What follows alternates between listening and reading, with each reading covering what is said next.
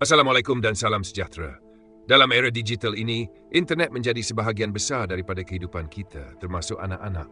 Tetapi, kita perlu sedar bahawa tidak semua kandungan di internet sesuai untuk mereka. Terdapat perkara yang boleh membahayakan perkembangan mental dan emosi kanak-kanak. Jadi, bagaimana kita boleh melindungi mereka? Pertama, atur pengaturan pelayar web untuk menyekat laman web yang tidak sesuai. Kedua, gunakan mod kanak-kanak pada aplikasi seperti YouTube Kids dan Netflix Kids.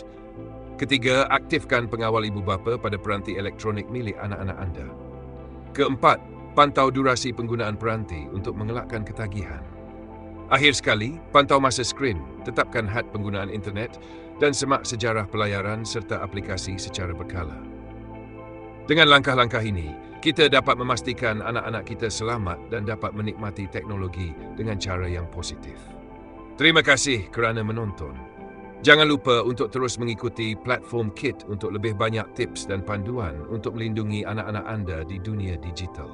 Bersama-sama, kita boleh membina pengalaman digital yang selamat dan menyeronokkan untuk mereka.